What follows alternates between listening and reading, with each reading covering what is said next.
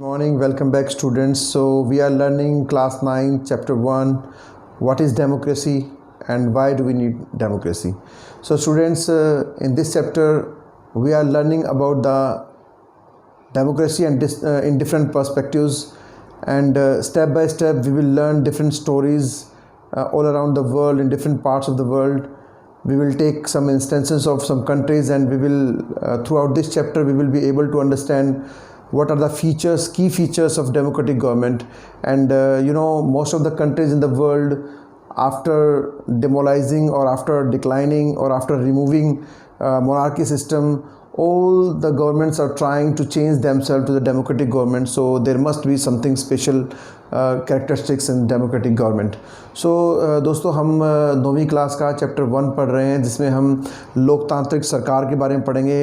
Actual में लोकतंत्र क्या होता है और इतने सारे देश क्यों अपने आप को बाकी विभिन्न तरह की फॉर्म्स ऑफ गवर्नमेंट से अपने आप को लोकतंत्र में बदल रहे हैं।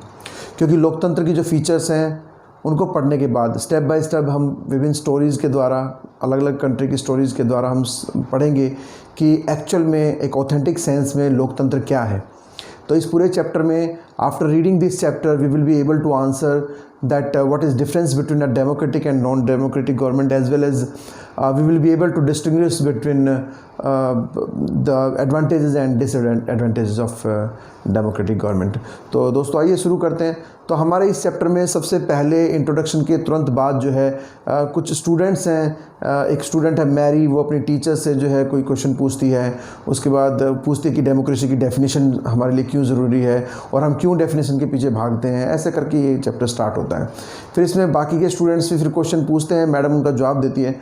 तो ये इस तरह से ये चैप्टर के इंट्रोडक्शन जो है स्टार्ट होता है। लेकिन हम उस चीज़ में ना जा करके, क्योंकि वो इतना ज़्यादा इंपॉर्टेंट चीज़ नहीं है, वो सेकेंडरी थिंग है, वो आप बुक में पढ़ लीजिएगा। आइए शुरू करते हैं हमारा चैप्टर, जिसमें हम डेमोक्रेसी के फीचर्स के बारे में स्टडी करेंगे। तो दोस्तों, इस पूरे चैप्टर में हमें कुछ इंस्टेंस दिए हुए हैं। देखिए, 3 बेसिक चीज़ दी हुई है, 3 मेन इंपॉर्टेंट टॉपिक्स दिए हुए हैं। एक दिया हुआ है major decision by elected leaders.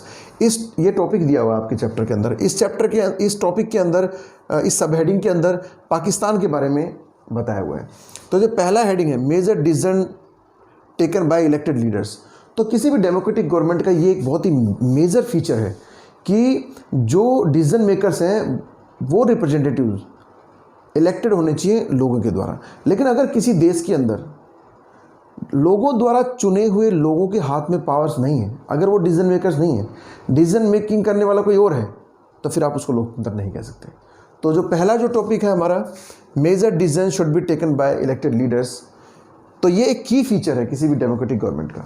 तो इसमें पाकिस्तान के बारे में बताया हुआ है। देखिए, पाकिस्तान में क्या हुआ था कि 1999 में जनरल परवेज़ मुशर्रफ जो थे, उन्होंने प्राइम मिनिस्टर को उनके ओहदे से हटा दिया, एक तख्ता पलट कर दिया, कूप कर दिया, गवर्नमेंट को बदल दिया, और वो खुद जो है वहाँ के प्राइम मिनिस्टर बन के बैठ गए अपनी ताकत इस्तेमाल करके।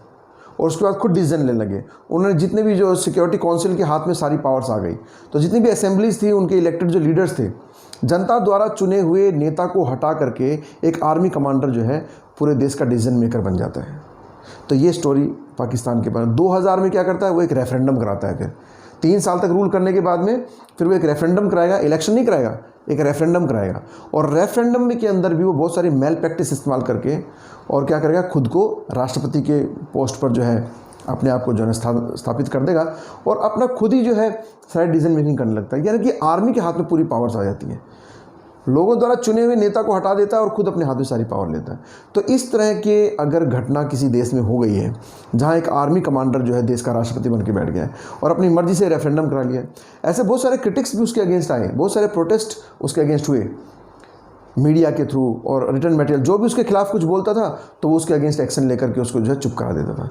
तो क्या ये डेमोक्रेसी है जहाँ पर डिसीजन मेकर लोगों द्वारा चुने हुए लोग नहीं है, कोई और है? तो नहीं, ये डेमोक्रेसी नहीं है।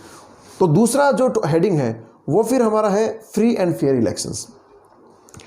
तो देखिए, किसी भी डेमोक्रेटिक गवर्नमेंट के अंदर अगर इलेक्शंस फेयर एंड फाइन नहीं है, लोगों के सामने अपॉर्चुनिटी नहीं है, कोई ऑप्शन नहीं है किसी लीडर को चुनने की, उनकी मर्जी से वो अपने नेता को नहीं चुन पा रहे हैं, बल्कि किसी और की मर्जी से नेता को चुनना पड़ रहा है, तो क्या वो एक डेमोक्रेसी है?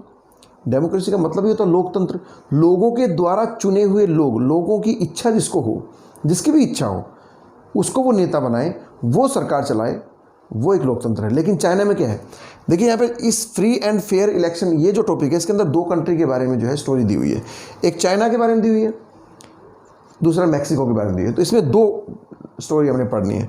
टॉपिक क्या है, हमारा मेन फीचर क्या है जो हम पढ़ रहे हैं यहाँ पे, free and fair election. This is the second characteristics और the feature of a democratic government. पहला हमने क्या पढ़ा कि डिसीजन मेकर कौन होना चाहिए, रूलर्स कौन होने चाहिए, जो इलेक्टेड बाय पीपल हो। दूसरा अब क्या है, इलेक्शन फेयर एंड फाइन होना चाहिए। चाइना में सिर्फ सिंगल पार्टी सिस्टम है, वहाँ पे एक कम्युनिस्ट पार्टी है जिसे हम नेशनल पीपल्स कांग्रेस भी बोलते हैं। तो नेशनल पीपल कांग्रेस जो है उसको जब इलेक्शन में कोई भी कैंडिडेट अगर खड़ा होता है तो उसको पहले कम्युनिस्ट पार्टी से परमिशन लेनी पड़ती है, उससे अप्रूवल लेना पड़ता है। वहाँ पे एक ही पार्टी है, कम्युनिस्ट पार्टी। लोगों के पास कोई ऑप्शन नहीं है, इसके अलावा वो किसी और को इलेक्ट नहीं कर सकते। हमारे देश में क्या है, मल्टी पार्टी सिस्टम है। अगर बीजेपी अपना काम अच्छा नहीं कर रही है then you can shift yourself towards the other options, you can go to Congress party and any other party. तो आपके पास बहुत सारे ऑप्शन हैं। अगर आप किसी पार्टी से इलेक्शन नहीं लड़ना चाहते हैं तो फिर आप इंडिपेंडेंटली भी इलेक्शन लड़ सकते हैं, लेकिन ऐसा चाइना में नहीं है। तो चाइना में एक कम्युनिस्ट पार्टी है और वही जो है प्रेसिडेंट को भी कम्युनिस्ट पार्टी ही जो है अपॉइंट करती है और किसी भी कैंडिडेट को अप्रूवल भी कम्युनिस्ट पार्टी देती है। तो वहाँ पे सिंगल पार्टी सिस्टम है। तो क्या ये एक डेमोक्रेसी है, क्या ये एक फीचर है डेमोक्रेटिक गवर्नमेंट का? तो अगर ये भी फीचर किसी कंट्री में नहीं है तो उसको भी हम कंप्लीटली डेमोक्रेटिक गवर्नमेंट नहीं बोल सकते हैं, ठीक है। तो चाइना के अंदर government is always found by the NPC, national people's congress, एक ही पार्टी है और ही need to take the approval from the communist party. So we cannot say that in China it is a complete democracy. Now another example which is given here is Mexico. Mexico 1930 में आज़ादी के बाद, जब से Mexico 1930 से आज़ाद हुआ और 2000 तक, 2000 ईस्वी तक मैक्सिको में सिंगल पार्टी जो है रूल करती रही। वहाँ पे एक ही पार्टी रूल करती, इतने सालों तक जो है एक ही पार्टी, 70 सालों तक एक ही पार्टी रूल करती रही। उस पार्टी का नाम है PRI। तो मैक्सिको में 1930 में इंडिपेंडेंट होने के बाद से 2000 तक सिर्फ एक ही पार्टी रूल कर रही है। हालांकि वहाँ मल्टी पार्टी सिस्टम है, लेकिन ऐसा क्या है कि क्या ऐसी खास बात क्या है उस पार्टी के अंदर कि हमेशा वही जीतते हैं? एक्चुअली इसमें कोई खास बात नहीं है। वो मेल प्रैक्टिस को इस्तेमाल करते हैं, वो मेल ट्रिक्स के द्वारा, मैनी जो है ना फॉल्टी ट्रिक्स के द्वारा, फॉल्स ट्रिक्स के द्वारा वो क्या करते हैं, हर बार इलेक्शन जीत जाते हैं।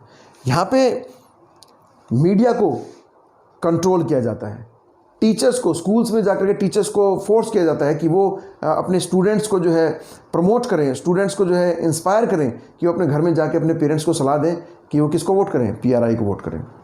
वहाँ पर सिर्फ जो रूलिंग पार्टी है PRI, उसी के बैनर जो आपको रोड पे लगे हुए मिलेंगे। वो कंपेन कर सकते हैं, वो जनता के बीच में जाकर के अपने लिए प्रमोशन कर सकते हैं, एडवर्टाइज कर सकते हैं अपने एजेंडाज के बारे में, लेकिन दूसरे किसी पार्टी को वो बैन कर देते हैं। दूसरा, जब उनको लगता है कि कोई पार्टी, कोई व्यक्ति उनके अगेंस्ट बोल रहा है तो उसके अगेंस्ट कोई भी एक्शन लेकर के उसको जेल में डाल देते हैं। तो इस तरह से मेल प्रैक्टिस इस्तेमाल करके अगर एक ही पार्टी लगातार एक देश में गवर्नमेंट बना रही है तो हम वो भी डेमोक्रेटिक गवर्नमेंट नहीं बोल सकते, क्योंकि वो फेयर एंड फाइन इलेक्शन नहीं है।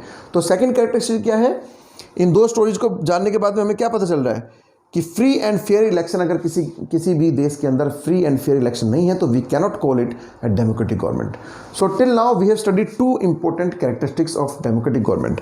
One, the major decisions of the government, amendment in the constitution or any further policy making should be done by the rulers who are elected or the representatives who are elected by the common people of or citizens of a country.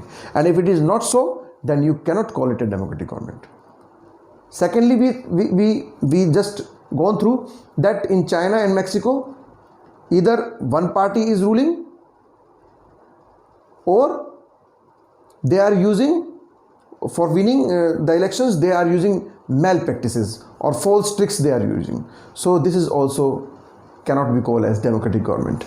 Now further, there is another story, another characteristic or feature of democratic government, one person one vote. So आपके जो book है, आपका जो chapter है, इसमें एक तीसरा topic दिया हुआ है, वन वोट वन वैल्यू। अब इसमें 2-3 देशों के बारे में इसमें बताया हुआ है, सऊदी अरब, एस्टोनिया और फिजी। अब मैं इसका थोड़ा सा आपको बताता हूँ। सऊदी अरब में क्या है, अभी 2015 तक सऊदी अरब में वुमेन्स को वोट डालने का राइट नहीं था। तो क्या एक देश जहाँ पर सभी नागरिकों को वोट डालने का अधिकार नहीं है, a country where all the citizens are not given suffrage right और वोटिंग राइट और universal adult franchise is not given to a big segment of the society, then can you call it a democratic election? No, it is not a democratic election. Particular people, some segments of the population or some part of the population are provided these kind of opportunities to elect the representatives or to cast the vote, but other segment of the society, they are not allowed to cast the vote. तो अगर Saudi अरब में ऐसा है कि women's को vote डालने का अधिकार ही नहीं है, आप वोट नहीं डाल सकते, आप अपनी इच्छा से किसी को इलेक्ट नहीं कर सकते, तो वो भी डेमोक्रेटिक गवर्नमेंट नहीं है। इसी प्रकार एस्टोनिया में क्या है कि वहाँ पर दो एथनिसिटी के लोग रहते हैं, एक एस्टोनिया के जो इंडिजिनस पीपल हैं और दूसरा जो रशियन एथनिसिटी के जो लोग वहाँ पे रहते हैं। तो वहाँ पे रशियन एथनिसिटी के जो लोग हैं उनको वोट डालने का राइट नहीं है और उनकी वोट की वैल्यू ज़्यादा नहीं है, बल्कि वहाँ के इंडिजिनस लोगों को वोट की वैल्यू ज़्यादा दी गई है, उनको प्रेफरेंस दिया जाता है।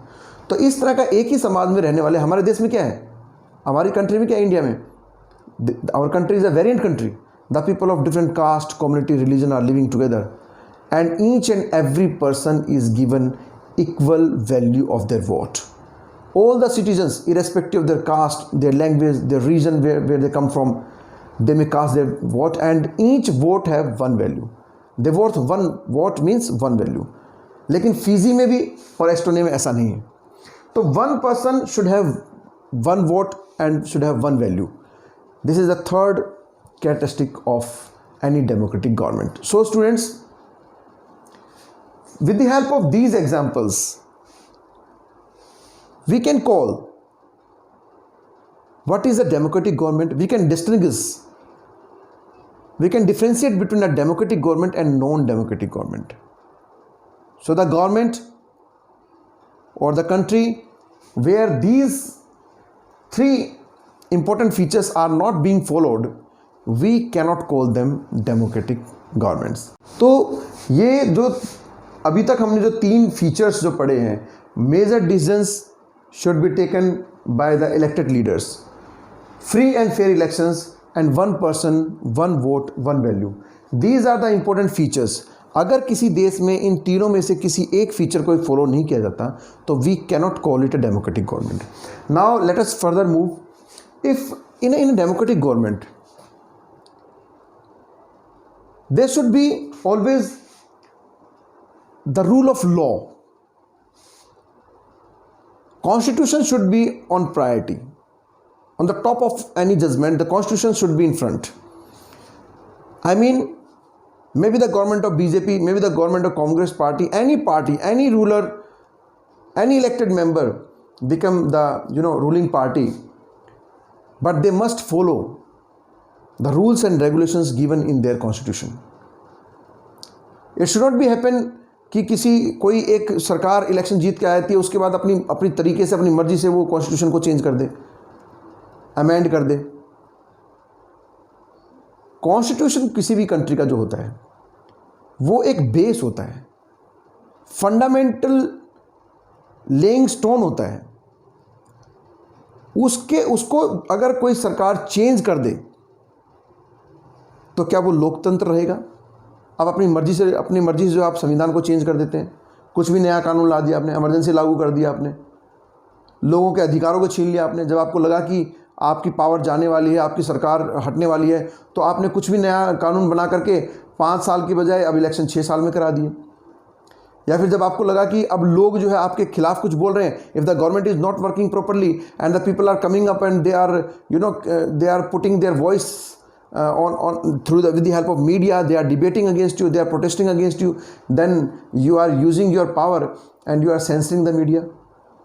The people are unable to debate on you, they are unable to protest you.